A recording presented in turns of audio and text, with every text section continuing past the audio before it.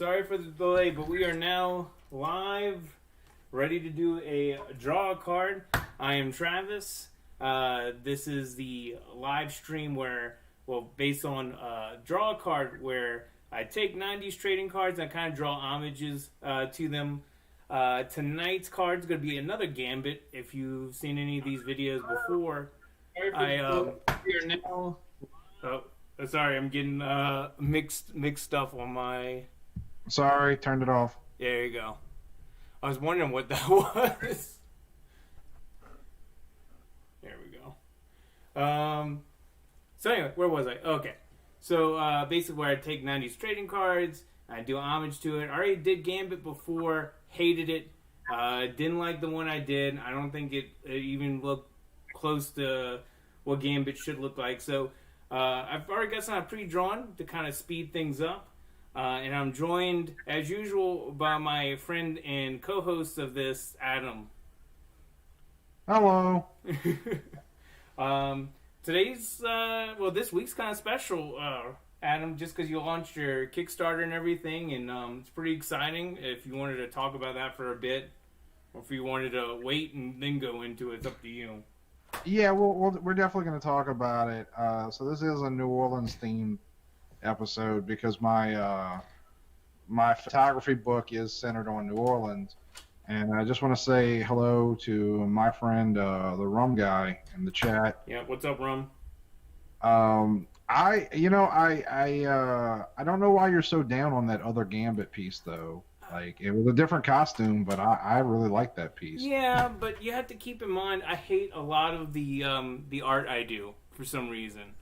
That's in anything, even if it actually is turning out pretty good. Oh, fair enough. But yeah, so this piece is based on a Jim Lee card from the Xmen 1991 series, I believe. Yeah, which is above my little inset photo right there.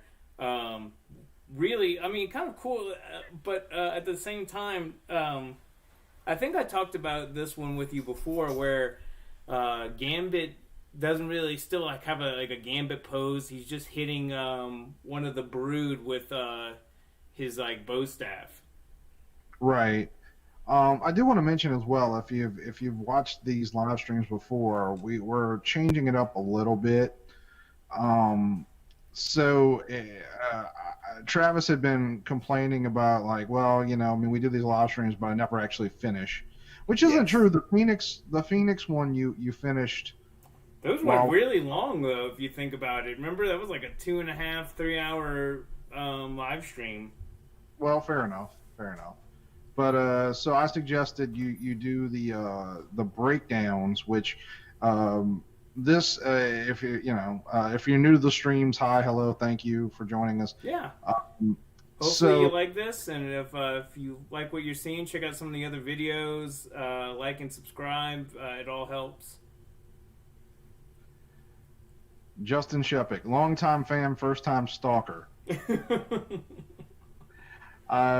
Yeah, so there's different words for what you're doing right now, breakdowns, thumbnails, like just different things. But this is the basic building blocks of an illustration that an artist has to do when they're drawing a panel in a comic book, or in this case, this would be a larger piece by itself. But yeah. So it's you can see the circles and the fingers. Because everything, eventually,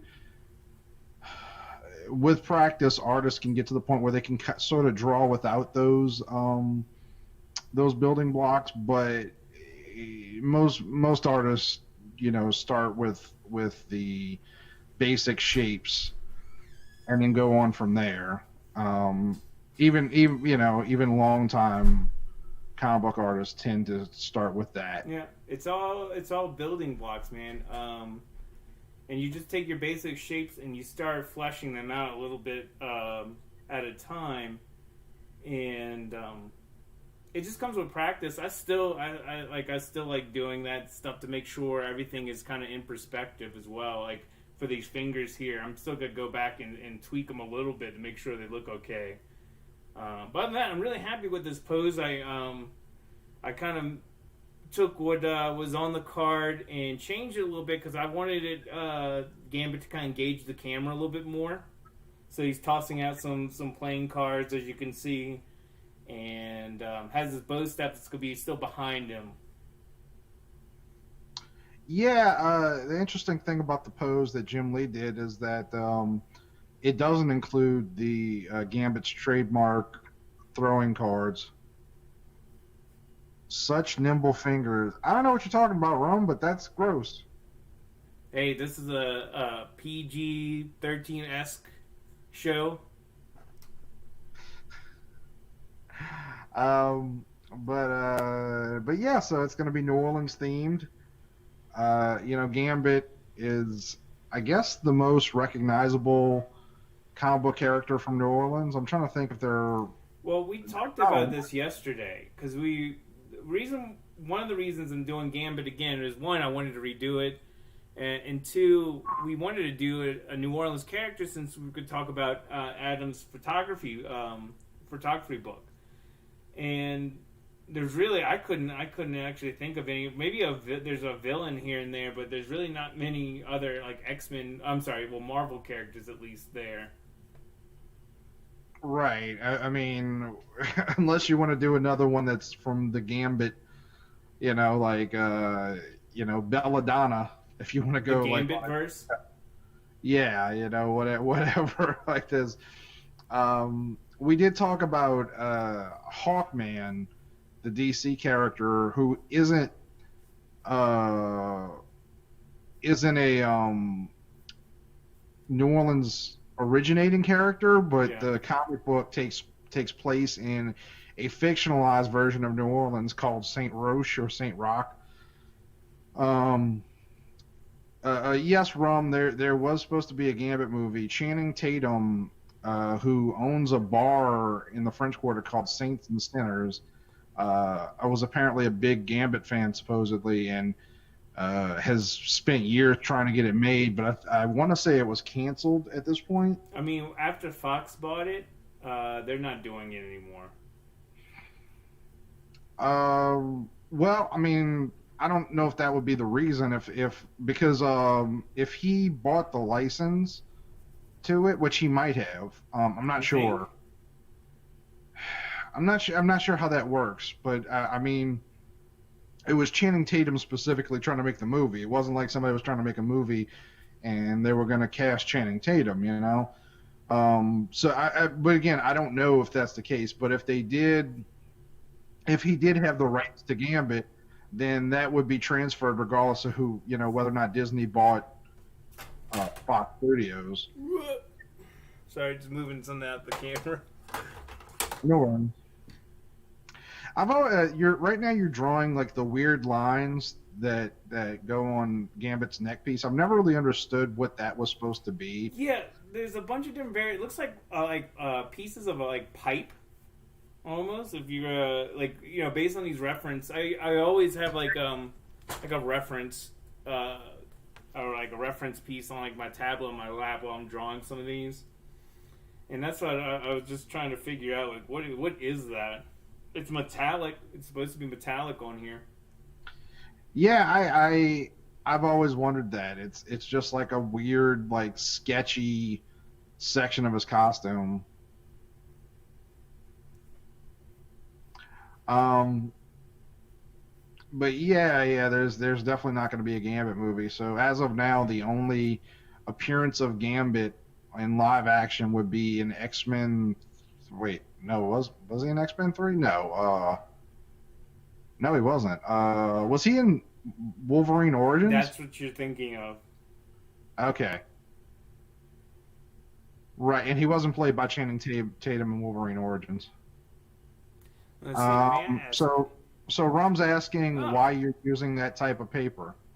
That's actually a good question. So one, it's actually not the way I usually use. I usually use an 8.5 by 11 piece of just basic cardstock. The reason I chose this is just this Canson mixed media paper with a really cool texture to it. And the reason I chose it is I wanted to try something new. This is also a better quality paper than the cardstock I was using. And also, what I plan on doing, I plan on using some marker, and this is going to hold the marker better than the cardstock will. So that's why I'm using this. And I just picked this up yesterday from Michael's. I actually stopped by there and was picking up a few supplies, just mostly paper and stuff for these because I've been burning through some paper now that I've been doing these draw cards. I do want to mention to anybody who does, like, feel free to ask questions in the chat, like Rum has and other people have in the past. But Yeah, you good should question, know Rum.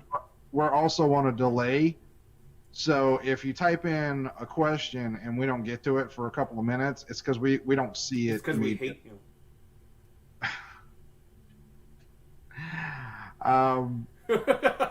Like you didn't correct me. No, I'm just gonna leave that hanging there. So, yeah. I have like a sort of a generalized question. When you're, because you're taking this card and you're using a similar pose, I Yeah, suppose. it's a little different. The hands out in front, outstretched a little bit more. What's up? But do you, when you're adapting, a piece like this, like, do you put any thought into it, or is it just you kind of go with it and it comes out? So I used to just go with it before, but the last couple cards, like Spider Boy, for instance, I've been spending a little bit more time actually taking the pose and trying to use the pose that's in the card a little bit more. This one still kind of uses the last one, but I go in and draw thumbnails of it. So basically small sketches, and they're on my tablet. I'll draw like a small sketch, and the same thing I would do if I'm doing a comic book page, and figure out what the layout's going to be. And otherwise, when I do it, if I just go straight to this, if I should go straight to this paper, I'm going to waste more time erasing and redrawing stuff by doing that instead of just going ahead and taking some time to do some prep work. Interesting. I do notice as well, and I wonder if this is on purpose. I feel like whenever you do X-Men characters, you slip a little more into the X-Men cartoon series. Is that on purpose? Are you talking about in terms of character or? Your designs tend to be, now. Granted, you don't draw like Jim Lee. Your style is very different from his, but I feel like I see a little bit more of like the X-Men cartoon series in your pencils here. I don't see it the same way, but if it is coming through, it might be because I just love love that show so much, and it meant a lot to me as a kid. As you already know all the Toy Biz toys that I've started to recollect, and that's really just out of my own nostalgia and childhood love for those characters. And that's actually what got me to. Besides that, and probably Batman, the animated series, really made me want to read comics.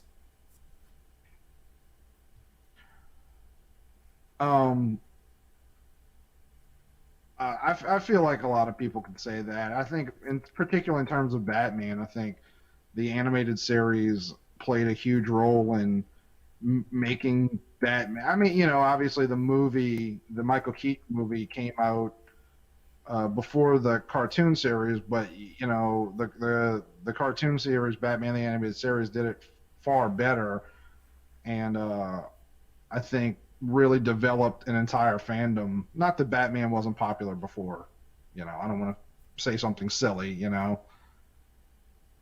No, I get you. I mean, I personally think that because when I was a kid, the Batman the Animated Series, that was really cool to me.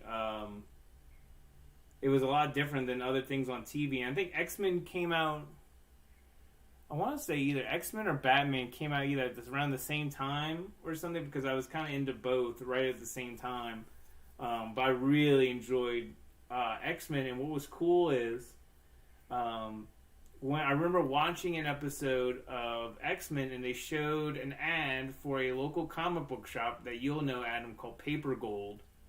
Yep. And they showed an ad during that, and that's basically how I went to my first comic book store, was through that TV show as well.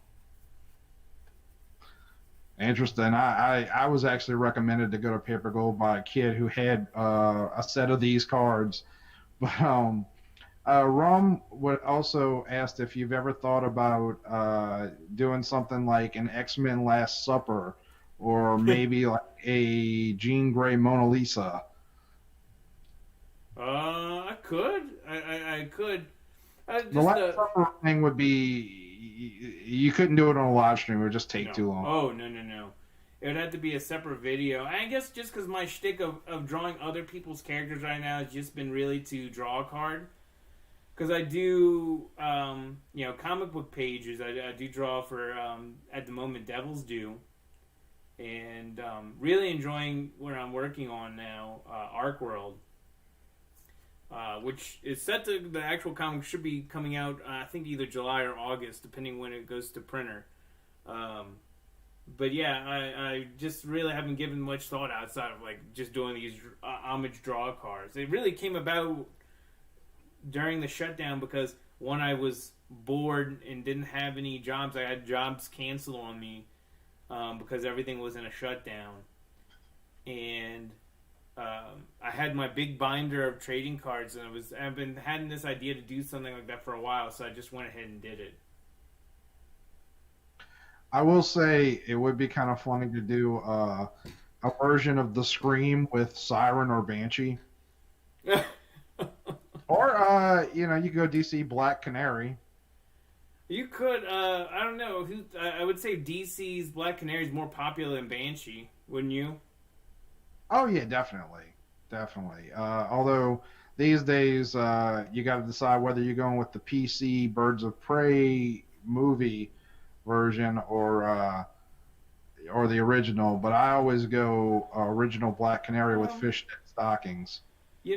As far as for the Birds of Prey one, I haven't seen the movie, but I would probably still use the normal Birds of Prey blonde, getting tongue tied, Black Canary, just because a lot of comic book fans are familiar with that look already. Well, it's funny. I never saw that movie either because it just didn't look good to me. But the Black Canary design, I don't actually dislike. It's not Black Canary, but it's funny because it actually looks like Aqualad's costume. Yeah, I mean, I have to look at that again, to be honest with you. Not totally, but there's definitely elements, and it's particularly the orange. Well, make up your mind, Adam. Is it all the way, or is it just kind of?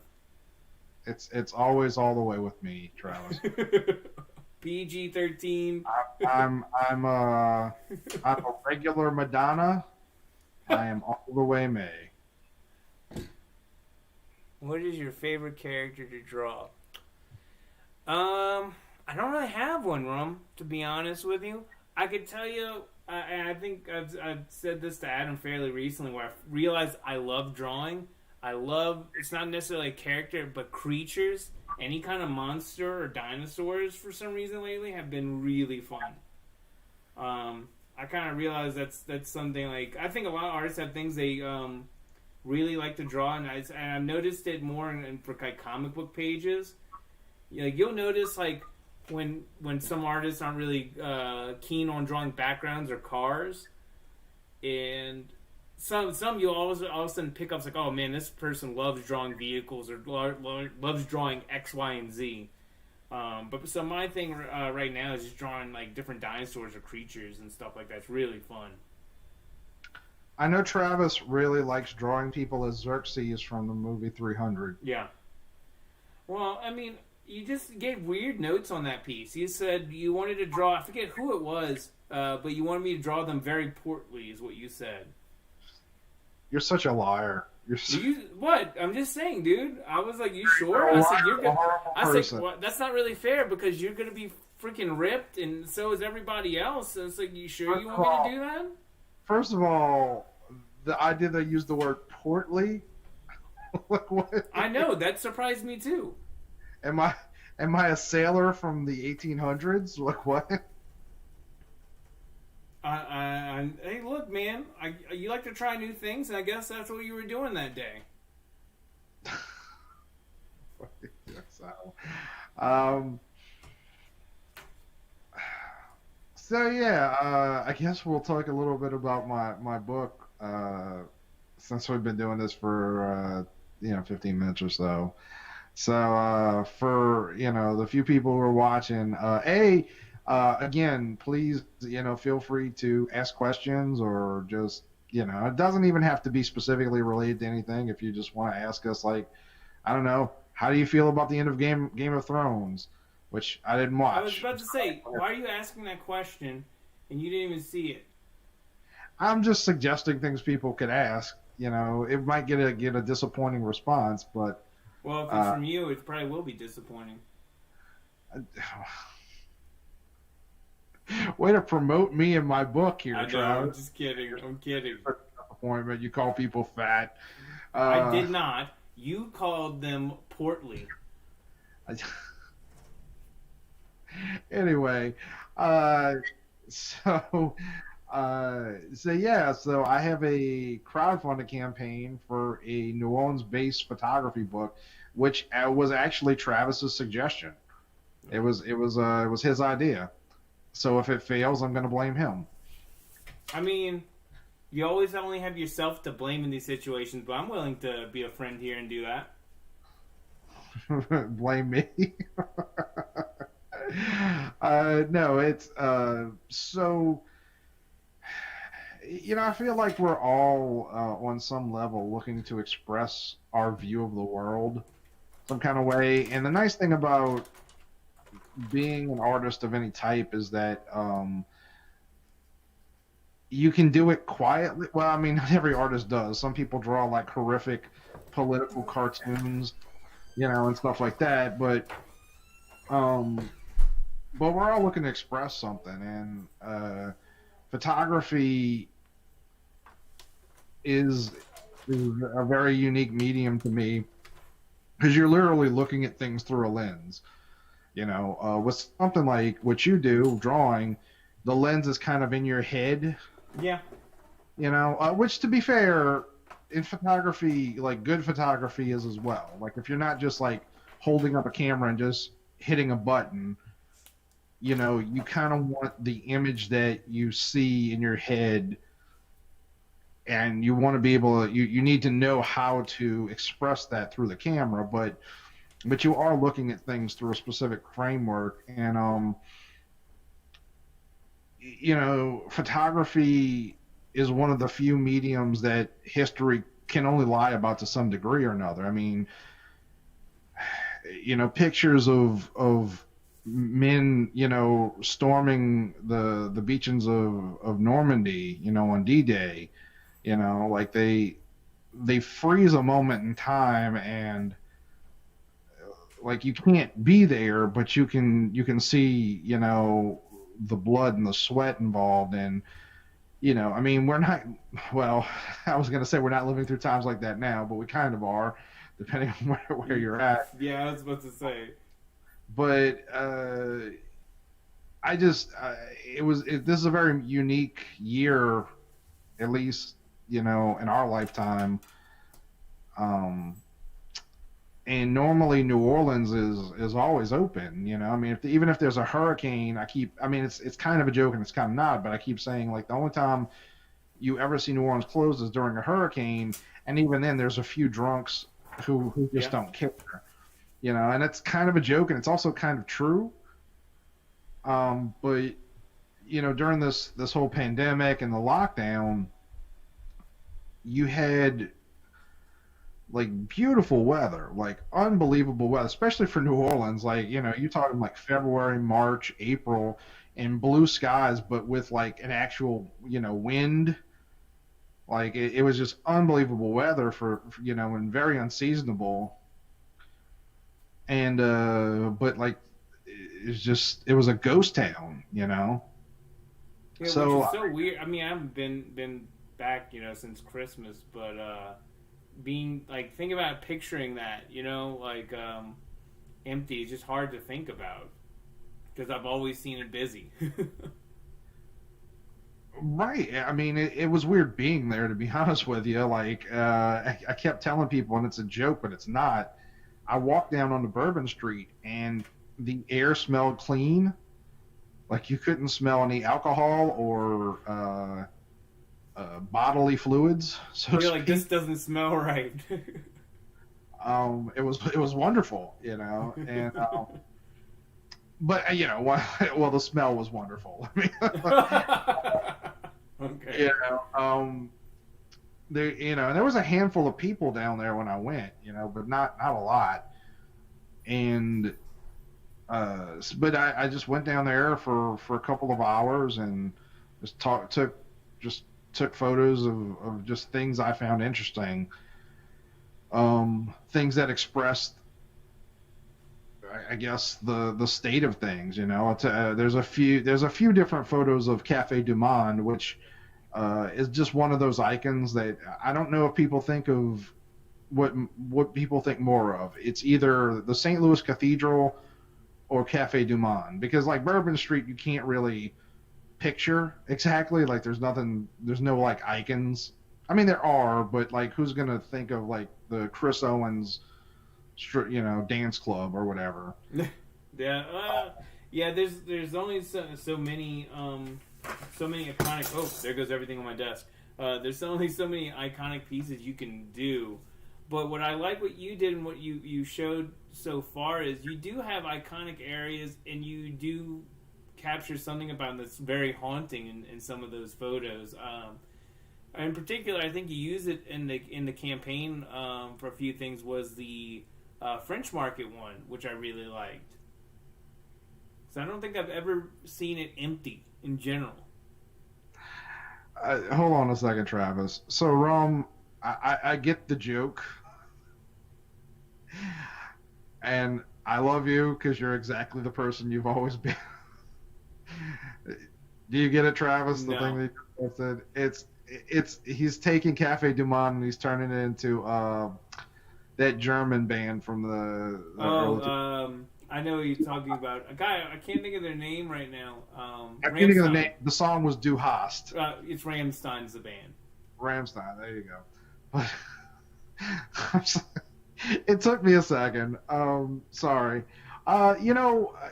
Obviously there's a lot more photos that I haven't shown, but I almost feel like I've created a bad trailer in the sense of like some of my favorite photos I've actually already shown. Not all of them, but that picture of the French Market in particular is something that I've considered just printing out and hanging, because I really do love the way that photo came together. And I don't know if you saw any of the videos that I made, because I made a couple of different videos explaining things, and just like we do I saw the here, original Kickstarter one. Okay. So I made a couple of other videos to post and get a little more in detail. The Kickstarter video I wanted to be very simple and to the point, and it was just me talking to the camera, and then I added some of the photos. But just like we do on these videos with your art, where we try to explain like what goes into it, and like and again, if anybody has any questions about what Travis is doing, like we're not just here to talk about my campaign, but I try to teach a little bit about like what goes into photography, and like one of the main ones, and I'm curious if let me ask you this. So in photography, there's a thing called leading lines, which I know from basic art, horizons use leading lines when you're using like the direction of light and stuff like that. But are you familiar with leading lines? Do you ever use that in your? No, I'm not really familiar with that term, to be honest.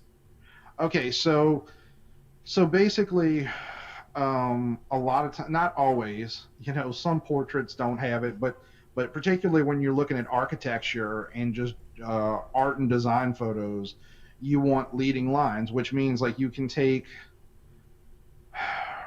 I'm trying to think of how to explain this. You want the background to have like go in like a direction that leads you to what you want to look at. So Okay, if yeah, someone I get that.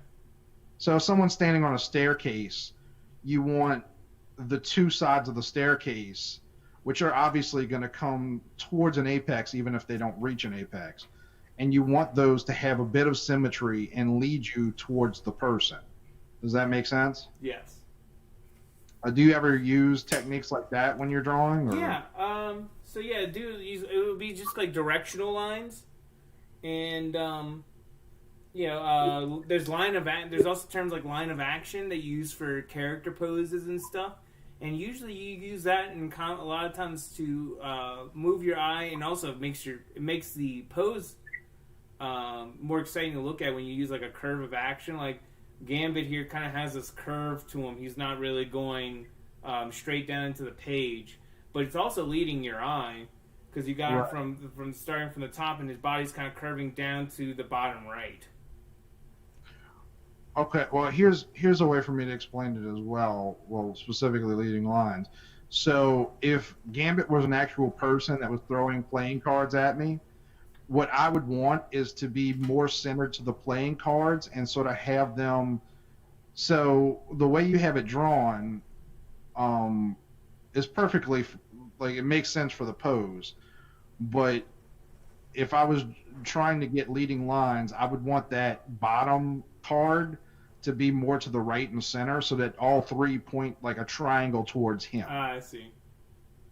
Um, it is kind of hard to explain like without having an example, but anyway, but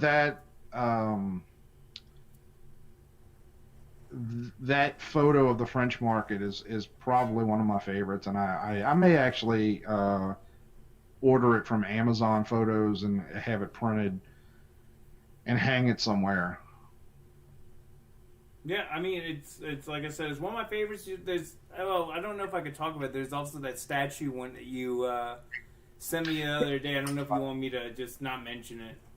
No, you can talk about. I mean, for one thing, they can't see it, but Yeah. no, there was a photo. There's a statue in Jefferson Parish, of the Statue of Liberty. It's a little mock-up of it, and somebody put a mask over it, like a painter's mask, and I just thought it was really striking. And to be fair, like I showed you, thanks, Rome.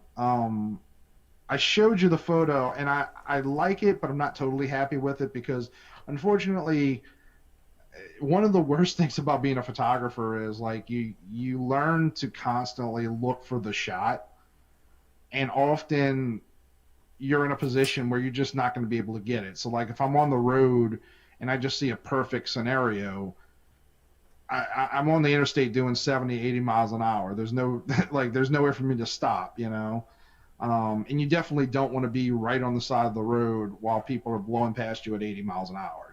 Yeah.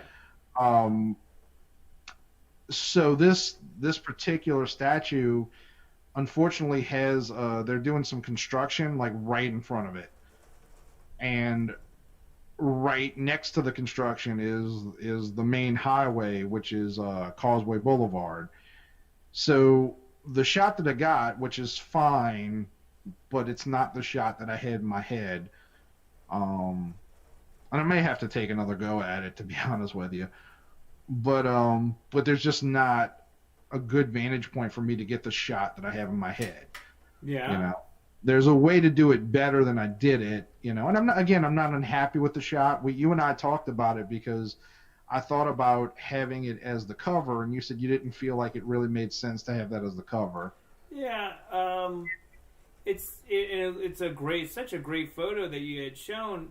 But the reason I told you I'd rather see that just like something in the book was because in graphic design and in like even for comic books, it needs something that's going to be pretty relatable to what's in the book, or at least give a sense to what the title is, and that doesn't say New Orleans, especially it being like a Statue of Liberty, and people who don't know any better won't realize that's in New Orleans. That particular one. Yeah. I honestly, like, I'm taking your advice on that one. But I think I mostly was looking at it because I just felt like it was a striking image. Um, I mean, it is. It's a great, and I mean, also it's a great photo. it also clearly explains what the book is about. Yeah. Um, and there's another photo that I've been using for a lot of the advertising, which is the photo of Bourbon Street empty. And that's another one of my favorite photos. But the problem with that one is, when you're looking at cover design, so like the whole point of the book is the emptiness, as people were forced to stay indoors and sort of abandon the city in some sense. But you don't want this vast emptiness on the cover, if that makes any sense. Like it, Yeah, I got you. I almost feel like it, beautiful photo or not, like I feel like it makes people less likely to buy it, if that makes any sense. No, I Like, get you. because like like as a comic book artist, like the thing that has to say, you and I were talking about judging books by their cover, Yeah. and how we do that as a society, but as comic book fans in particular, I mean, we literally judge books by their cover because the cover has to sell the book. Unlike a novel, like in a way, it's an inverse of like how we're supposed to treat the world. But when you're buying a book, if it's got a bad cover, if a movie has a bad movie poster, Yeah. are you going to Well, spend that money? yeah, I was looking for around me for some books I bought this week. I solely bought it because I had one of my favorite artists, and he wrote the story, but he illustrated the covers, and these covers are so amazing. And I don't think you get something like that nowadays.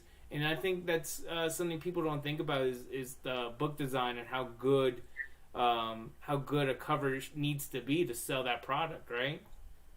Oh yeah, I mean, I'm sure you and I have talked about it many times. One of the problems with comic books these days is there's too many artists who they in their head they're like, I'm an artist, and it's like yeah, you are, but this is a job, and so they want to do like these really arty covers, but the arty covers don't sell. Like they don't draw your attention, and when your book is sitting there with 100 other books, you want yours to be the one that draws people's attention, not the one that people maybe look at and go like, oh, that's a really cool cover design. Yeah. Also, well, this is more comic books, not really necessarily in your case, but sometimes it's even like really bad, like graphic design or even color that really is off-putting to see on the book. Totally.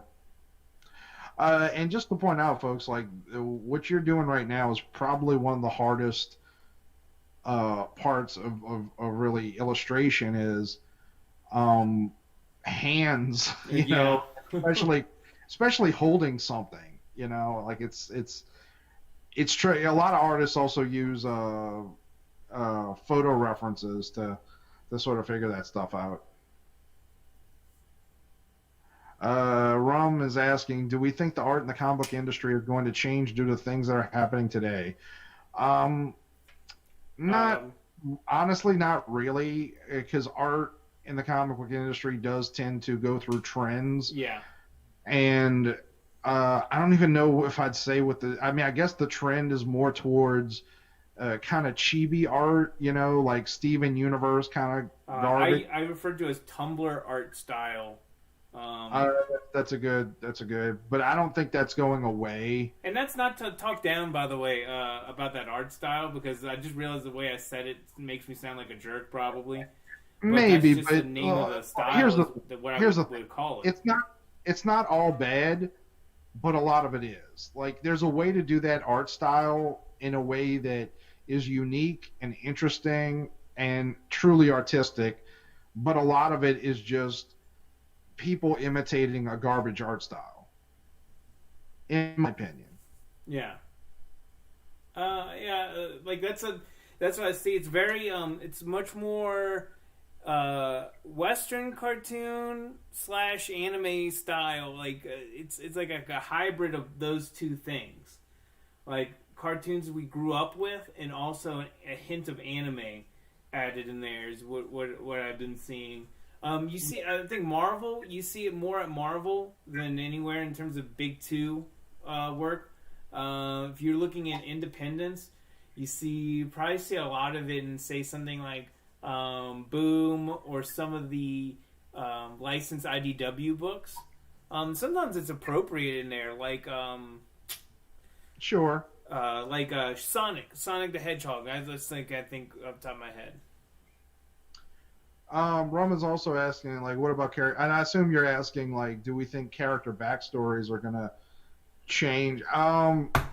In a way, so I mean, who can predict how any market's gonna go? But I think with the heaviness of 2020, people are going to be seeking relief. Like I'm fully expecting. So like NCIS New Orleans takes place obviously in New Orleans, and I'm expecting to see an episode at some point about this. But I think what people are going to want is the opposite. I think people are going to want relief and the ability to laugh at themselves. I was telling Travis the other day, and I think I actually told Rome yesterday. My favorite movie of 2019 is officially the movie Shaft. Yeah. I'm sorry. I'm just thinking because you were so happy to tell me that the other day. Well, like I was thinking about like you gave me a digital code for Avengers Endgame. Yeah. And I watched it once. I'm sure I'll watch it again. I'm not pretending like I'm never gonna watch it again. But I watched it once. The movie Shaft I've seen probably 6 times this year, and I only watched it the first time like 3 weeks ago. Yeah. But it's such a perfect movie for what I was looking for.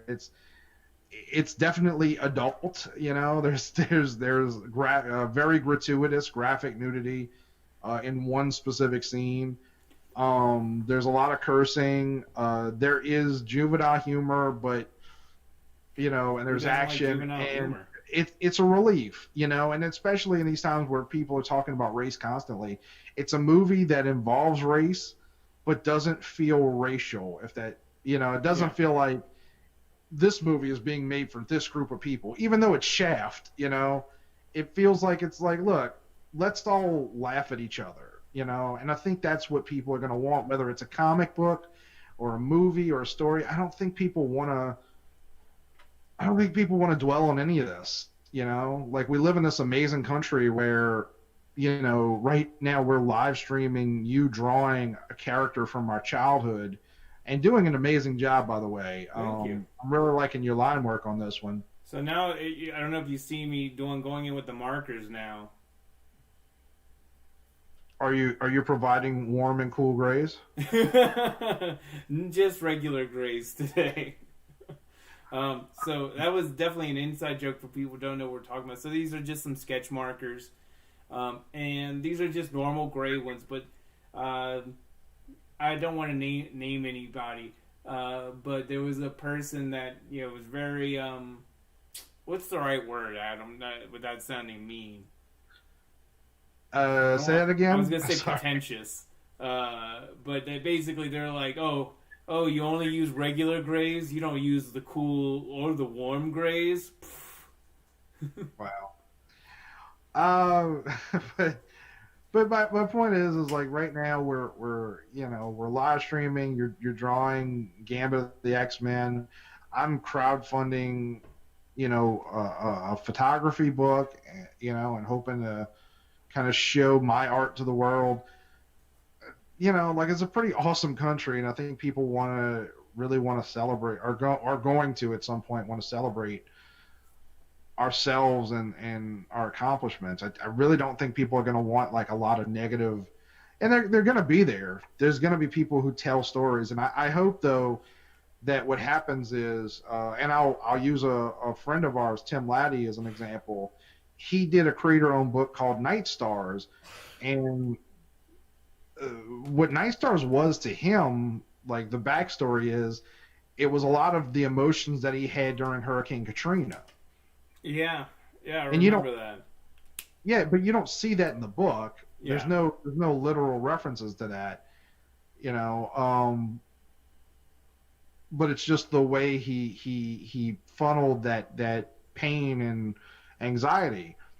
And I mean, I'm fine with that, you know, but I don't need literal stories about, you know, like, you know, people fighting over race or any of that. I really do think that people are going to want joy back in their lives.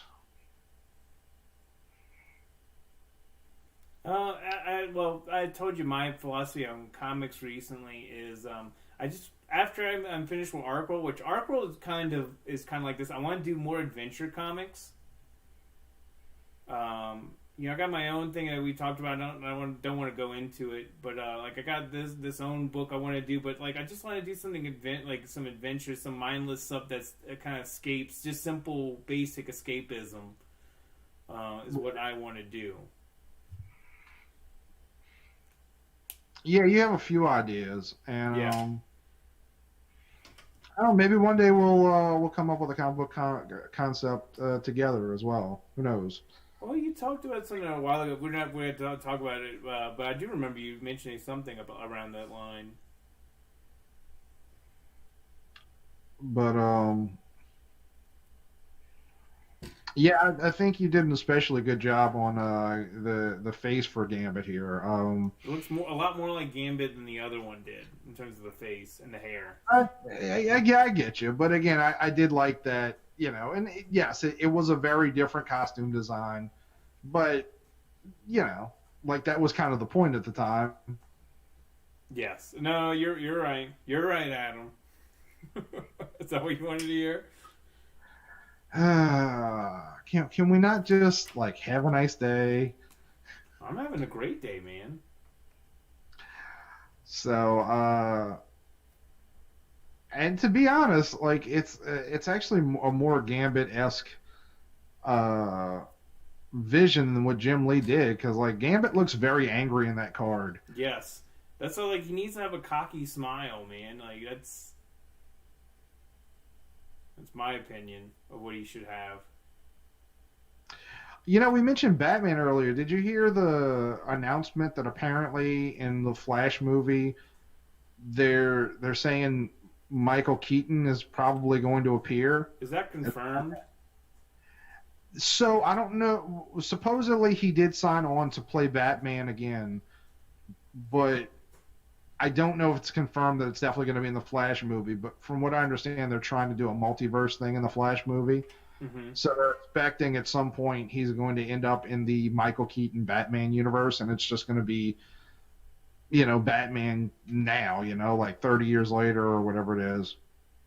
Yeah, about 30 years. No. Well, sorry, Rom. No, that he doesn't want Michael not Keaton. Have David Hasselhoff as Batman. He was a great Nick Fury. Did I say something? Is he though? Is he? Yeah, he was great. As Nicholas Fury.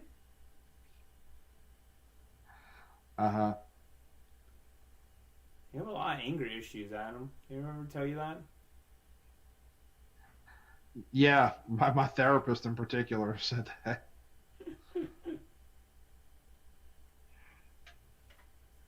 So what's really weird, by the way, I don't know if you can see it on the screen if it's translating at all, but the way these markers are kind of blending in into or soaking into paper, they're actually coming out very blue. Yeah, it's not coming across on the video. Maybe it's just in person. It's kind of a cool thing. I'm just kind of what I'm doing now. I'm just kind of blending some of the existing shading. So I'm trying something, and I'm gonna see how it works, and then we're gonna go from here if it's working out. because I got plenty of time left during this live stream to do this.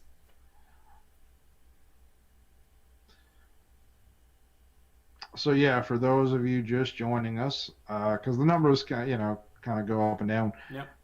So Travis is currently inking an illustration of Gambit of the Xmen, and I am trying to crowdfund a photography book about New Orleans during the lockdown. Also, by the way, if you're interested at all in this, whether you're watching it live or you watch it, because this live stream will be up on Travis's channel in a few hours. The link to the Kickstarter is down in the description, and I have to raise $10,000 by August 6th, so a little over a month. Yeah, and that might seem like a lot of money for what you're asking, but to be honest, I think people don't understand how expensive printing is and fulfillment is for these types of products. Yeah, well, you and I talked about this because you didn't crowdfund it, but you did your first book, Boogie Brigade. No, not Boogie. You're thinking of Lucha. I was affiliated with that. Right, but you didn't crowdfund Boogie Brigade, but you did print it. Yes. Oh yeah, printing. Yes, I self-printed that, and that was a learning experience for me. Luckily, I was able to print it cheaply, but it was definitely a learning experience there because the paper is so expensive. Right, and that's the thing is like if you write a novel, and not to belittle people that write novels, but if you want to self-publish, it's way cheaper because it really doesn't matter what the quality of paper is on your book. If you want to do a small paperback, there's nothing wrong with that, But anything that involves, whether it's photography or comics, anything that involves like full color art, you got to consider the size of it, the weight of the paper, because if you go with too cheap a paper, like it's gonna rip and could smudge. Thank you for joining us, Rom. We appreciate it. Yeah. So yeah, and I had a conversation with someone today because I was saying, in my mind, I would love to have printed this book at coffee table book because I do love giant. You and I. Look at my bookshelf behind me. Right. Well, on Lightning Culture, we do, and actually we're due tomorrow to do another episode of Art Combos where we take these art books and break them down. But we both love like these huge art books. It plays a big role in how you experience art. The size of it, and it's just not worthwhile to have like a digest size, whether it's a comic book or art or a photography book. So I mean, but I had to be realistic about the size I could print it. So I think the most recent size that I was able to get a decent number at was 11 by 14, which is a pretty decent size. That's a fairly large book. Yeah. But again, not the size I'd love to see it at, So it's gonna come out very nice, but but you were saying, but yeah, $10,000 like is there. The reason I chose that number wasn't at random, and I'm not walking away with $10,000 or even $5,000. Like Kickstarter takes their cut, which I believe is 5%. And then you have taxes, and then the printing and shipping, including like getting it shipped here, and then me shipping it out to the people. So I mean, even the people that just chose like an 8x10 print, I'm gonna have to have shipping materials to send that to them through the mail without it getting destroyed. Yeah, I mean, that's again, this like people don't think about it, and also paying tax on top of that. You have to, if your Kickstarter is successful, you still have to pay tax on that.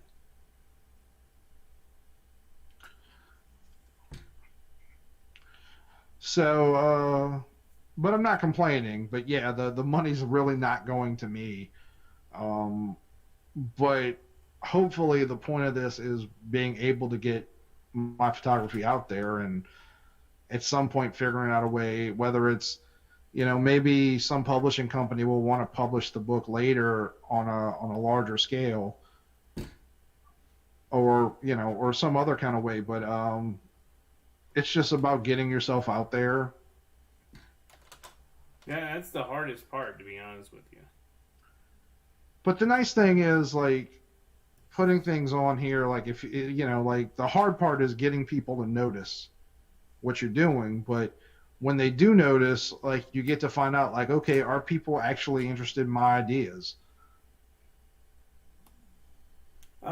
Yeah, it's a great. That's what Kickstarter is, a great model to kind of test out ideas, or to use even as a pre-ordering system. I know a lot of publishers, including the one I'm working for, they'll use that as like a pre-order system to kind of help at least fund the initial print run, and then go off from there and distribute through Diamond, which at the time of this recording is still the only publisher. I'm sorry, the only distributor out there. Yeah, I know what you meant. Yeah, I could have went with Indiegogo also, but the problem with Indiegogo is, like, the good thing about it for most people is you get whatever money you make. So if your campaign is seeking 10,000, but you only get 6,000, you can go. You get to keep that 6,000 and make the project to your best of your ability, even if you have to cut corners. But with printing, the cost of printing was going to be so much that I felt like I really couldn't afford, I mean, okay, if I make 9,500, I'm sure I can make that work. But Yeah. if I only get 4 or 5,000, I'm not really going to be able to print this book in a way that I feel is commensurate with the money that people are giving me to get it made. I want to provide, I'm not just putting my hand out. Like, I actually want to provide people with something they're going to like. Yeah. Something they're going to happily put on their shelves, on their bookshelf. So instead of going, because a lot of people are going Indiegogo now, because Indiegogo in some ways is easier to use, but like I said, like, I needed the entire amount. So Kickstarter's rules are different, where you either get the full amount or you get nothing. Yeah, So that's one of the things. Like, I'm not a big fan for that with Kickstarter. Like, I wish you could. And also, Indiegogo does take, I think, of less of a cut. I might be wrong. If anyone's in the chat or wants to chat and knows that, please correct me if I was wrong.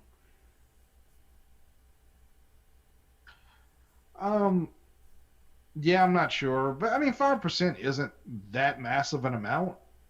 Like, I'm going to be killed more in taxes than I will in uh, the Kickstarter's cut. Yeah. But yeah, so if you do purchase a book through the Kickstarter, or choose one of the tiers, because there are higher tiers, like, you can actually be in the book. If the project doesn't get funded, you get all your money back. You're not. There's really no. I mean, there's always risks in Kickstarters, yeah. But, like, I am gonna have this. If I get the money, it is gonna be made. I mean, I do have Kickstarters, and this is for me personally. It shouldn't dissuade people, but I do have a few Kickstarters that I backed that haven't been fulfilled. But the big difference between those people and Adams is necessarily almost done. It's really just going to be a few more of the portraits. If I'm incorrect, Adam, please correct me. But you had some portraits left to shoot, and the layout of the book. But I mean, the biggest part is getting all these photos. Yeah, I'd say it's about 2/3 done. With comics, the problem is there's a lot of people who don't have experience making these things, and, like, bite off more than they can chew. So it's like, oh, I got $7,000 to print out my comic book, but now I have to not only write it but draw it, probably ink and color it myself, which and is the most time-consuming part. like I might still have to keep a regular job, so it's going to take longer than I said it would, or I thought it would, and maybe you didn't really count on because a lot of people, when they're doing the rewards, don't think about how much it costs to get the rewards made and ship those, and I tried to I actually don't do feel my bad. best. Yeah, no, I'm sorry. Go ahead. I didn't mean to talk over you. Right, no, that's fine. I just for me, like when I was doing it, I tried to do my best to offer a lot of digital rewards. That way, like people can get what they want pretty much immediately. Like it's not gonna be that second, but it'll be relatively soon. Um, and then when the book is printed, like that'll come out at a different time schedule. But like that way, you get something nice, but I don't have to spend $4,000 just on the rewards and then not have enough to print it. Yeah, I was just gonna say. So I actually don't care about talking too badly about this. The person that managed the Lucha thing, he had a lot of great ideas in terms of stuff to put onto the book, but that's what ate into a lot of the profits was all this extra stuff that he wanted to do. These prints, T-shirts, stuff like that. Now, granted, to in his defense, I wanted T-shirts on there, but then we decided against it because it was going to be complicated. But he ended up doing it anyway. I only once backed a Kickstarter that involved getting a T-shirt, and I gotta say it was so disappointing. I backed the Veronica Mars movie, however many, whatever it was, 5 years ago. Yeah. And I chose a tier that included a copy of the movie and a T-shirt, and they sent me the T-shirt, and it was this material that was not much more than Saran wrap. What? And yeah, and it didn't even fit me. Like it was like a one size fits all thing, and it was so disappointing. But the rewards outside of like getting a hold of the thing that you're supporting, it's just kind of lanyap, like I wasn't too mad. But it was just like did you really send this out?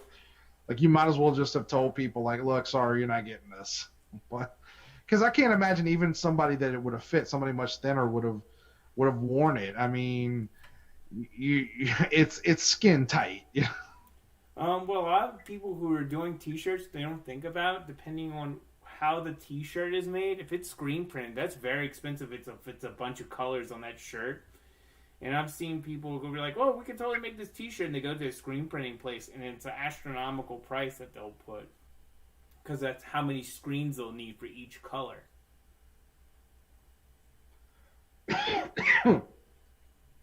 Excuse me. Yeah, I mean, there's a lot of thought that has to go into all of it, and at one point, I'd been talking for years about making a documentary, and if I chose to do this instead, because as a photographer, it makes the most sense.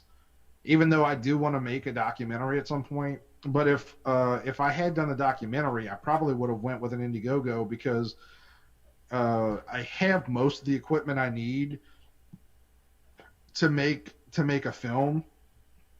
A lot of the costs would have gone to like transportation and stuff like that, and because one in particular would have involved a road trip around the country, and I need a place to stay, and stuff like that, and I also have to be able to pay my bills while I'm doing this.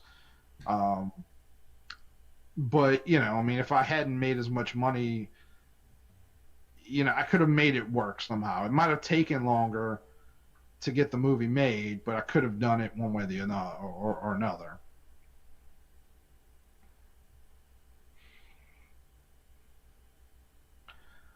I'm really liking your shading on the jacket as well. Oh, thank you. Yeah, I really think it's coming along. I still have a good chunk to do, but I think we can do it in the time period I want. But I'm gonna go back on and use my brush pen on the contour line, so the outermost line of Gambit. The problem is the brush pen that I use. If you touch it with any marker, it smears. As soon as, even if it dried for a couple of days, I think that sucker, that whatever that ink is in this brush pen, it smears really bad. So I have to be careful when I use that.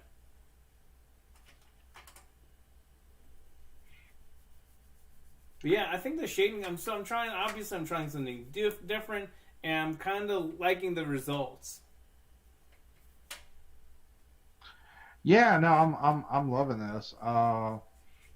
It looks very fun. Also used white ink for the eyes, and they really pop on Gambit. Yeah, I was. There was a moment there where you were making them more slit-like, and I was like, "Oh, what is he doing?" But no, no, you really made that work. Yeah, well, I'm gonna go back because the reason they were kind of smaller is I am gonna go back with a pen and do the outline a little bit more to thicken up the eyes a little bit, but that's about it. I should mention also, if you're watching this later, like all these pieces that Travis does are for sale. You know, if you're interested, and they can be shipped wherever you are, preferably not overseas, because Yeah, that actually would kill you on the shipping costs. But which is you funny know, enough something we've talked about for your Kickstarter in particular. right, right. No, there's been a couple that I debated on purchasing myself from you. Um,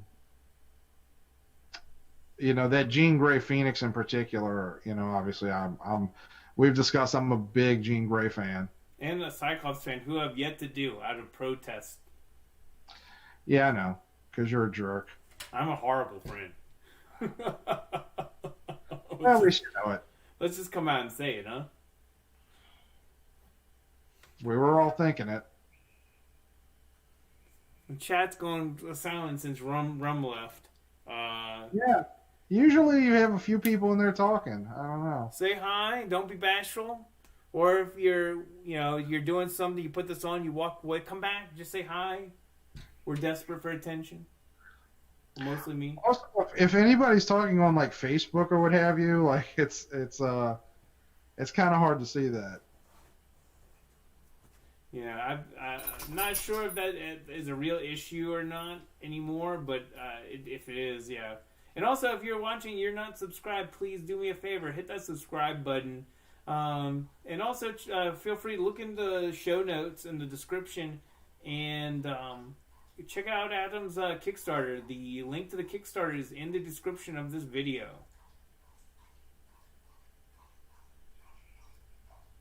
Yeah, it's very. I mean, that going back to the book, Adam. Is there anything you feel like you wish you could go back and just add into it if you knew you could do this book? Was there anything you don't think you were able to get beforehand? Because now things are starting to open up. Was there any particular shots you wish you could have got? So obviously, you know, there's a lot going on right now. But if I had had the idea before you told me or you suggested it to me, I would have gone to more parts of the city, you know, because when I was taking these photos, I specifically thought like, oh, I want to see what the French Quarter looks like, you know, empty, because that's when people think of New Orleans, that's what they're thinking about. They're not thinking about even Magazine Street, you know, which would have been another good part of the city to go to. But also, look, being real, this city, even in the best of times, is dangerous. Yeah. And I'm walking around with roughly 2,000. Sometimes one of the days it was north of that. One of the days it was more like, you know, $2,300, $2,400 worth of equipment. because cameras are expensive, folks. Like the camera that I brought around wasn't my main camera. It was my walking around camera, and that camera, just the body, is $1,000, and then the lens is, depending on what I had, was between $900 and $1,200. So, if I get robbed, then and I've had people argue with me, but I'm going to tell you one of the so the first part of the book actually starts with Mardi Gras from this year, because I thought that was an important part of it, because that was the saturation point of the virus in New Orleans, and arguably in the country, because they said a lot of people got it from New Orleans because of Mardi Gras. Um, I don't know why I'm laughing about that, but You're not laughing. It's just like you like. Of course, it would be something that one of these big mass gatherings, right? right. So, um, but I almost a guy I had an altercation is what I've been calling it. Like, it didn't end up a fight, and thankfully nothing happened. But a guy literally grabbed my camera and started screaming in my face, even though I wasn't even taking pictures of him. And and it got ugly and scary, because I mean, I only had one hand, because he can break my camera, he can steal my camera, and I only have one hand because I'm holding on tightly to the camera. Um, so but again, even in the best of times, New Orleans is a dangerous city. So I only went out during the day, but I mean, I really wish I could have gotten some night shots, and I was going to, and then obviously the political turmoil in the country started popping up, and you like, nothing's happened. There hasn't been any riots in New Orleans, but I think most people thought there would be, I and did. in theory there still could be, for all we know. I hope not. I hope New Orleans ends up being immune from not immune, but doesn't end up having any riots, but it could still happen. Yeah, it's just such a weird time, and it's you were talking earlier about almost well, we were talking about the last time you could think of New Orleans being empty, like for a hurricane or something like that. Maybe like for if a mandatory evacuation. But even seeing it like that, it does remind me of that. It's just very spooky to see that. It almost feels like it's like you're under a forced evacuation, but you could still go outside at least at this point. If that Right. makes sense. Um, but yeah, to go back to your question, like mainly I would have liked to have gotten some night shots, because it's interesting. Like, not totally. There's definitely some beautiful things that you can see in New Orleans during the day, but a lot of times the city really does light up at night. Yeah, But no matter what, I don't think people will be disappointed in the slightest in the book when it gets made. yeah. What I'm putting together is going to look really good. And I'll be honest with you, I'm a portraits guy more than anything. So I am very excited for what I'm planning for the portrait section, which is not gonna. There's gonna be a trick to it. It's not a trick, but it's gonna be a little bit different than what people are expecting. I have something interesting in mind to really make that portion of the book spring to life. So I'm very excited Is to, that something I'm and not again, aware if of? anybody wants to be in the book, it is an expensive tier, I understand, but at $450, and it doesn't have to be just one person. You can actually, like, if it's your whole family, it's going to be one shot. It's not going to be, there's going to be one page for you and one page for your You child, pay or the 8 Mile. it'll be, if you pay the 450, your whole family can be in the book. But but you would also get I forget what size. I want to say it's 11 by 14 print. I don't remember offhand, but the photo of you from the book will be printed out, and that'll be one of the rewards. So you know, so far I've only done one. Our friend Ted Wally is the first person that's going to be in the book, and I said, hey, if you always wanted a picture of yourself on your mantelpiece, like I can, you can, we can do that with this photo. So, and so can you if you've ever wanted a picture of yourself on your mantelpiece. You know, I'll be honest with you. If you want to throw in like you doing a Captain Morgan pose, wearing like a silk bathrobe, I'm happy to include that. You'll have to print that one out yourself though, because I'm not having that sent to my house. That reminds me. I was on a cruise before, like a Carnival cruise, and if you've been on the Carnival cruises, so you know what I'm talking about, Adam. But if you ever go on, there's like you can always take photos.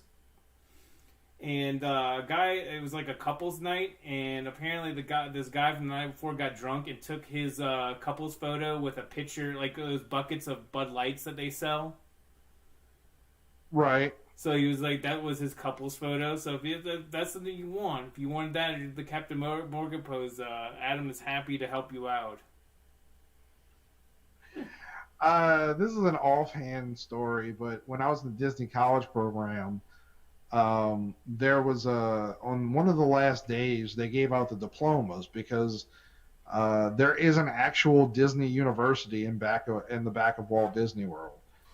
And you can take certain classes there during your semester in the Disney College program. And so they were giving out the diplomas, and I saw this group of people, a bunch of friends taking pictures together. And so I walked over to them. Would y'all mind taking a picture with me? And they said, why? I said, I just want to send to my mom so it looks like I have friends. Wow. That's pretty sad. And I still have that photo. I don't know who any of those people are. I didn't get a single name. Oh, I thought you were going to tell me like something uplifting, like you made friends with them at the end of it. No, no, no, no. It was just. Oh, it's much sadder than that. Got it. It was actually me more just screwing with them because I had taken a photo with some friends of mine about 20 minutes earlier. Ah, okay. So I have two photos. One was with a group of people that I don't know, and one was actual friends.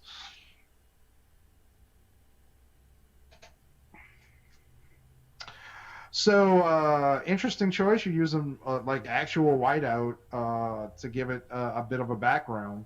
Yeah, it's gonna come together in a bit. It's probably gonna.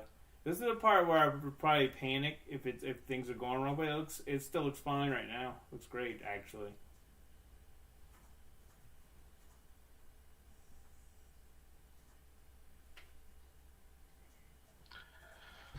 Ugh. So yeah, I hope people like these live streams. People Um, talk to us usually, but never get a lot of feedback. But I think it adds a layer to it. As cool as it is to watch people draw, you can only kind of stare at people doing details like oh without yeah, talking for so long. and people are being patient as it is. Might let that dry a little bit longer.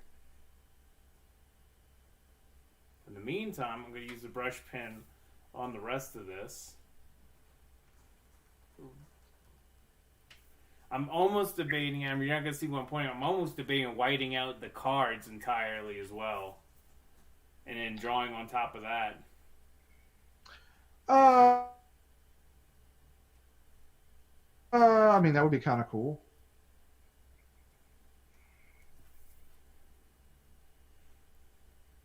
Okay, so this is your brush pen that you use to sort of outline the piece. Yeah, it gives a really nice outline for this. And I'd like it. The only thing is, it doesn't work well with markers. Like, after the fact, it's going to be fine. But if you were to say, use this pen first, and then use those markers that I use, those markers are going to smear that black ink. Which you obviously don't want. Right. Yeah, you disagree with me, but I've said a few times in the past I really like this because it gives a cell shaded look. Yeah. So I'm just waiting this to dry a little bit Cell more. shading, for anybody that's curious, is I think it's used more in video games, but somewhat in animation. It's kind of hard to explain, except for it has like sort of like a thick outline on the characters. But it's a very specific look that, in the right setting, really makes something pop.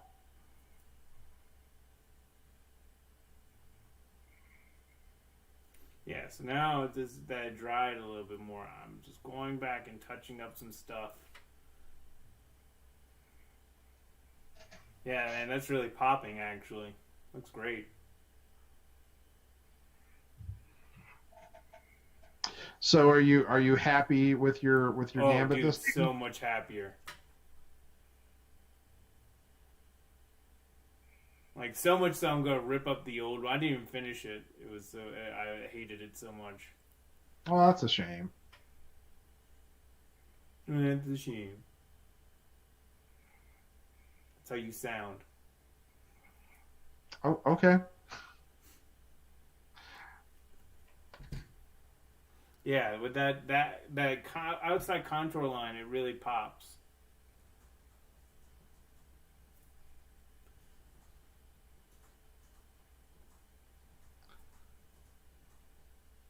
So in your mind, who is Gambit fighting? Is it the Brood? Is it Mr. Sinister? Is it? I'd like to think it would probably be Mr. Sinister, but because this is based on that Jim Lee card, I guess I have to say the Brood, right? I don't know if you have to say it. Yeah. Maybe he's fighting Jim Lee. Why did you give me such a shit pose, Jim Lee? You just cursed on your own live Oh, stream, but sure. god dang it. Gosh darn it. And you took the Lord's name in vain. It won't be the last.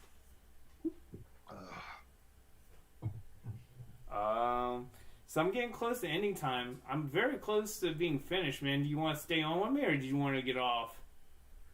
We can stay on for a few minutes. Let's see. Is there anything else to talk about?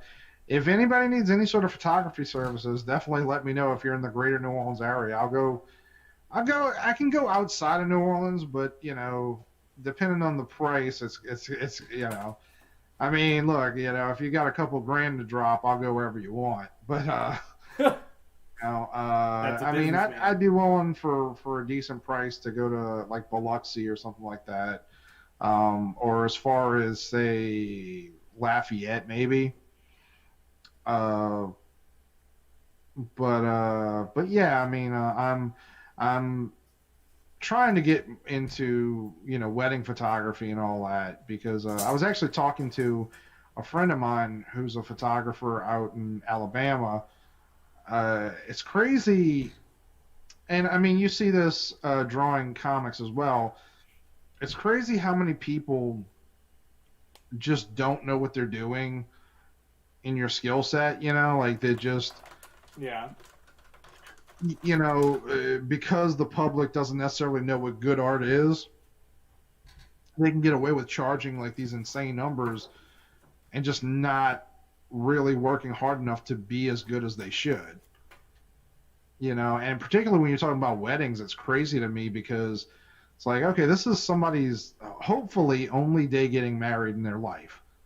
I mean, obviously things happen, but you're not planning for that usually. And it just to me, if you're gonna get into weddings, you should know what you're doing. And I've been to a few weddings over the last couple of years, including a friend of mostly one of your best friends, but a guy I'm really friendly with as well, Chris Lee. You know, Yeah. uh, and I guess I shouldn't be saying this in public, but I was not a fan of I'm his not aware if Chris photographer at his watches wedding. these, so I mean, he could just like put you in a hold or something and take it out on you.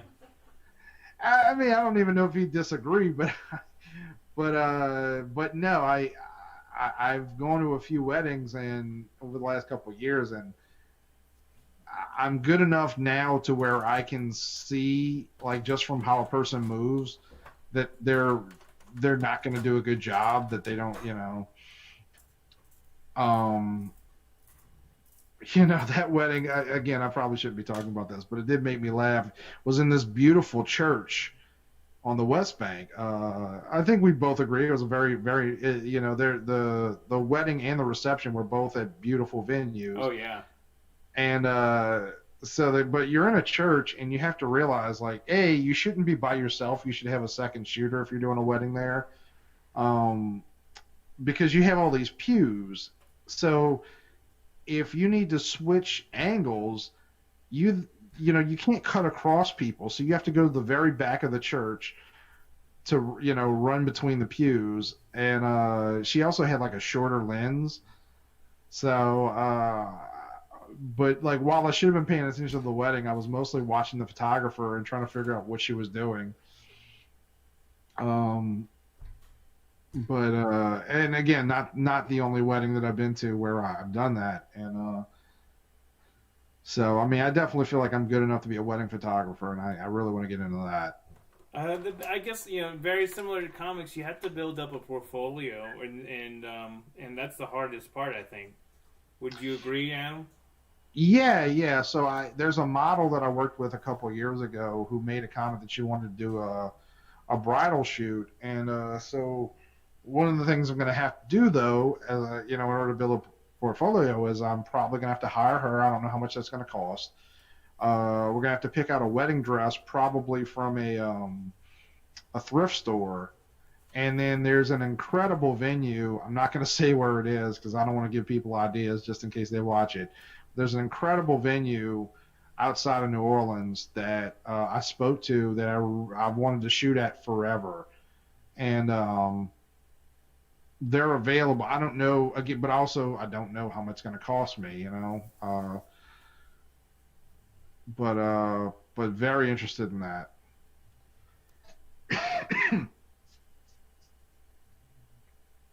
By the way, I'm not trying to distract from this, but this is probably one of the best draw cards. I do want to ask you though, are you going to do anything to illustrate the kinetic energy in the cards? So, I kind of maybe I said this is my favorite. It's looking great, but I should have probably drew that in. But I don't know how it pull off that effect now. I mean, you could use the whiteout to create like a Kirby crackle around it. Yeah, we'll give that a shot in a sec. Let's see. If you see me just keep looking at these markers, these are just very basic Michael's Artist Loft sketch pens, sketch gray markers. So they have dual tips. They have a chisel end and a brush end. I've been using the brush end. Most people are probably familiar with like Copics.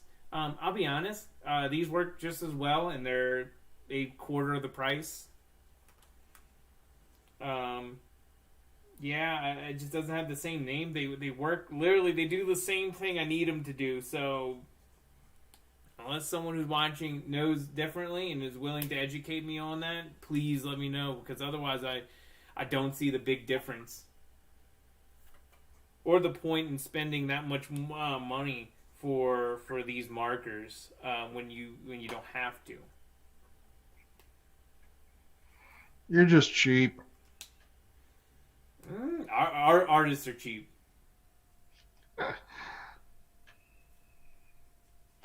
But yeah, I think this piece came out like really great. It even makes up for the Aquaman one. Nothing makes up for the Aquaman. Yeah. However, my mom, after she saw, she was upset it didn't look like Jason Momoa. Well, maybe you need to do a redo of that and draw him as Jason Momoa.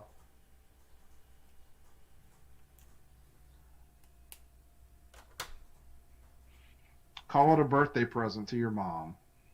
For next year? I don't know. I don't know when her birthday is. Yeah, well, you should have thought about that before you made that dumb joke. All right, fine. Maybe a Christmas present. Ah, okay, you got me there. What a jerk. You know, going back to we were talking about that the Flash movie, by the way, and you said well, not Tim Burton, Michael Keaton. Michael Keaton, thank you, was gonna be in it.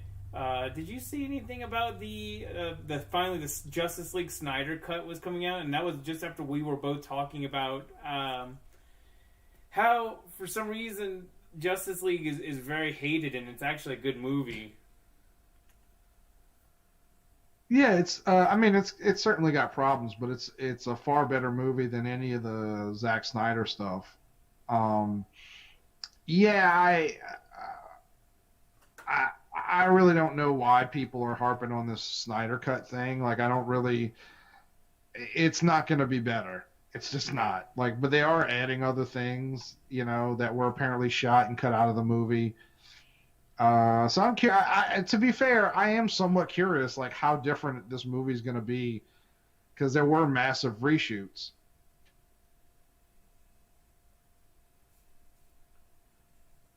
Apparently Darkseid's in it, and they had the Darkseid's going to be in it now. I don't know how that's going to work. Yeah, I don't know. I mean, it's going to come off very Avengers-like to have Darkseid at the end of it. Well, I don't know if he has a bigger role in it. Because I think one of the main complaints was how much of a disposable villain Steppenwolf was. I mean, I guess so, but like he came off menacing. I don't know. I don't really understand what people expect from these movies. I'm still a big fan of Avengers: Age of Ultron, and it always trips me out when people complain about those movies because I'm like, well, but you also like Avengers: Endgame and Infinity War, like there's way more characters on screen in those movies.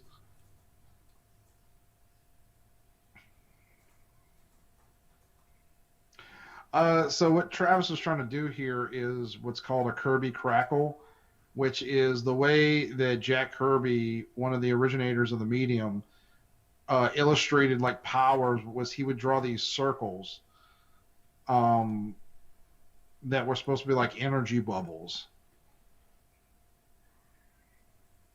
Yeah, and that's why I'm kind of using this little spongy bit on the whiteout, which whiteout works very well for not just corrections, but if you can use it as an art tool. It's not the best by any means. It's just if you have it, you can certainly use it. There's no wrong way in art to do something. I did the other day in the background. I had on the Stan Lee documentary. Okay, I don't know if you've seen it. Which one? I thought there was a couple. I think it's called like With Great Responsibility or something like Yeah, that. I've seen that a while ago, but I've seen it. What made me laugh was towards the end of the movie, they talk about the death of Jack Kirby, and he's just going on and just, saying so many nice things about Jack Kirby, and he's just like, like what a great loss, or not a great loss, what a terrible loss, and like all this stuff, and the whole time I'm just thinking like he hated your guts, like, like supposedly one of the last times they talked was yeah. Jack Kirby was on a radio show, and Stan Lee called in to wish him a happy birthday, and apparently like Jack Kirby cursed him out. I never knew that. Yeah, that's what I had heard. I never heard the actual phone call, but I buy it. Wish there was a recording. I mean, there might be. I never looked it up. So what are you doing here? I'm just whiting out that card area. I'm gonna probably have to do a couple coats on it, and I'm seeing it. And that's just because it's the nature of the whiteout. Probably if I had some white opaque ink, this would go a little faster.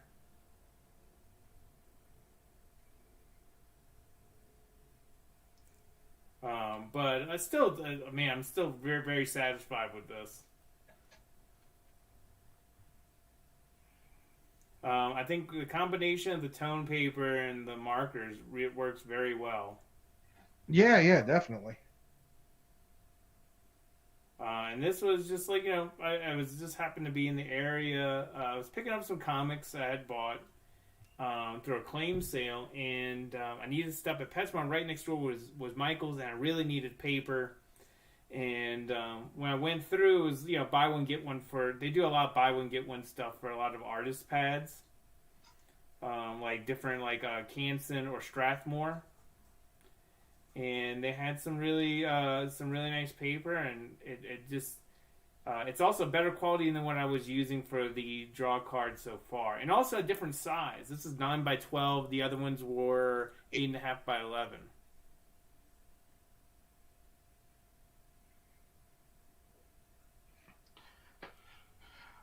So once again, before because we're going a little longer this time, I do want to mention. So Travis and I do videos on my channel, Lightning Culture, which you can search for on YouTube, Lightning Culture, or you can click on my one of my comments, and it'll take you there. We're going to be doing probably tomorrow. It's not going to be a live stream. We don't do live streams on that channel, No. but. We're going to be doing an art conversation about Teenage Mutant Ninja Turtles because we have a big TMNT art book. Yeah, I'm very, very excited about that. When you originally showed me, that was like at least a month or two ago now that I think about it. It was about a month ago, yeah. Yeah. So I'm just looking for a particular tool right now, so just bear with me. I want to shout out as well. They provide the book. They're kind of sponsoring the video. Showcase Comics in Slidell, Louisiana. Yeah, good people run that. Mr. Tim Stoddard. Right, and a great store. Yeah. So go check out. I think I want to say the website is showcasecomiccon.com.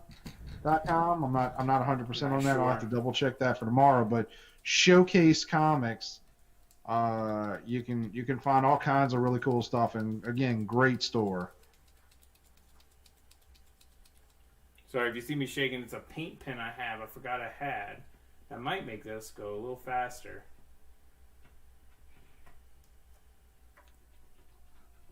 Ladies and gentlemen, a paint pen.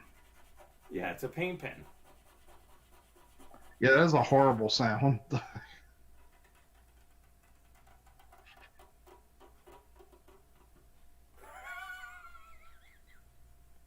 Did you hear that? Yeah, kind of. Oh man, I kind of like using the whiteout. It's much quieter. That's definitely true. I think I'm finally getting where I'm getting some more paint.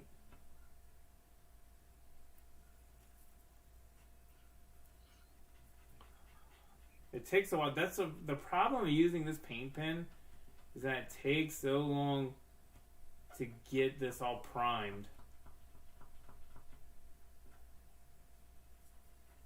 There we go. I think it was working better when it was white out. What do you know, Buck Adam? I don't know much, but I know I love you. I was thinking eventually I should try and get some other artist friends of ours on here. Probably so, but most likely going to have to pay for, like a Zoom or something like that, or streaming cards. I'd love to do a old school because we used to do a drink and draw, and that's kind of how we met through a mutual like meetup thing after a free comic book day. Just because we run in the same circles. How we met? I don't. I'll be honest with you. I don't remember. It was a free comic book, like an after free comic book day show that Wayne was playing. Was it what's his band? Was his band before? Resurrection Man? Yeah, Resurrection Man. Oh, and you were in the back. You were in the back and wearing your amazing cowboy hat. Um, and that's how we met. Was back there, but it was very briefly. And then I think I saw you after a few more times, and we started talking more. We really yeah. didn't talk too much I, that one. I definitely didn't want to go to that show It that night showed. because I had worked at BSI for Free Comic Book Day, and I was very tired. No offense, but it showed, man. You were not digging it. Yeah.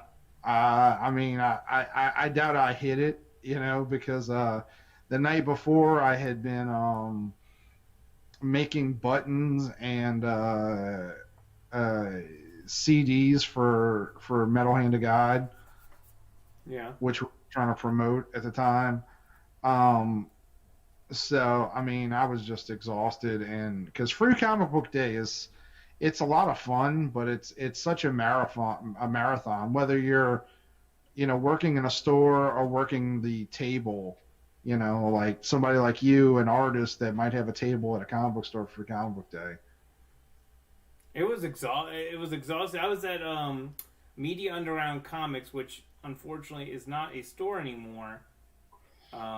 That's around there. It's now Heroes Corner, owned by someone different. But that's where I was that day.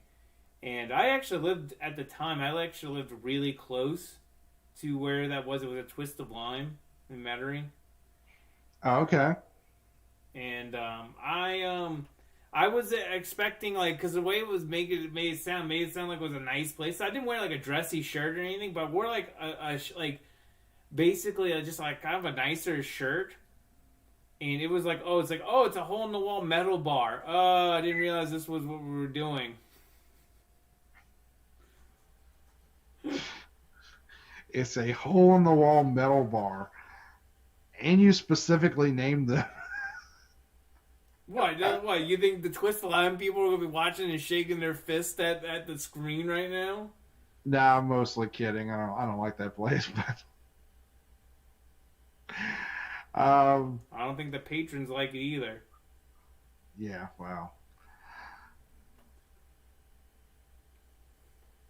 All right, I'm gonna let that dry and see what I can do. It's not too bad. I might just come back and do that tomorrow. Is do another coat because doing this now I had to commit to it, right? Like in terms of when you put the whiteout down, I have to kind of commit. But I'm gonna do other stuff that I wanted to do before I let this out. So I'm just gonna go in and do that real quick. Okay. So are we ending it here, or? Just give me a minute. I'll let you know in just a sec. So we're still going. I'm still going right now. Just some different touch up things I wanted to do on the stream, and I'll just like this is pretty done in my opinion. But there's like I said, a few more things if I can find my markers.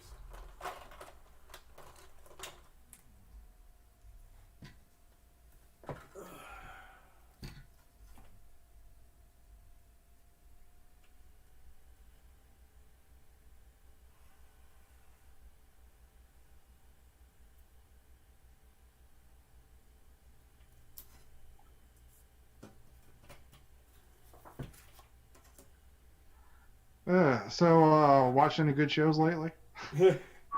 Not Watchmen. Oh yeah, I guess you can't really get into that one. No, it was just I just didn't like the writing. Everyone should watch a wonderful show on HBO called Divorce. No, don't. He's lying. He said it was awful and not great. Oh, it's just preparing people for the inevitability of life and marriage when your wife will cheat on you. Jeez, man. My wife is literally in the other room. It would be kind of funny if she walked in just as I said that. That's a word.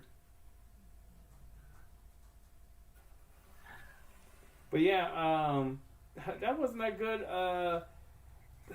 Wait, I'm trying to think of something positive I've seen that is really good. I've been watching a lot of The Republic of Doyle on Netflix. With the weird dude, the accents are so weird for me on that show. Yeah, it's not well written, but it manages to be very entertaining.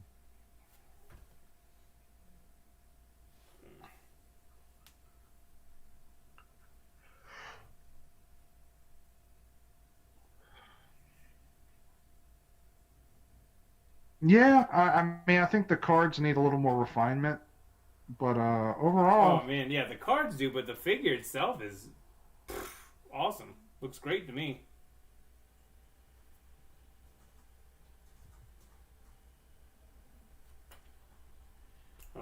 Got to do a few other little things here and there.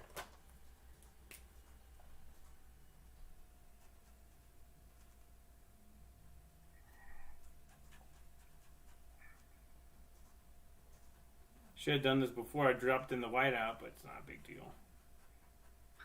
probably so. I just realized it's like, oh, his leg needs to be black because that's what his costume is.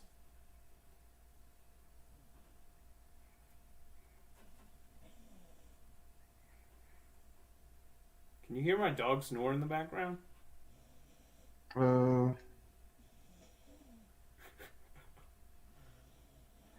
kind of, but I have to have my headphones. Oh. No, What? you need to. I just found it funny. You just started doing like this heavy breathing / snoring. Due to the way we record, I have to have my headphones at the top of my head instead of on my ears. Otherwise, we would be blowing out my ears. No, I can understand.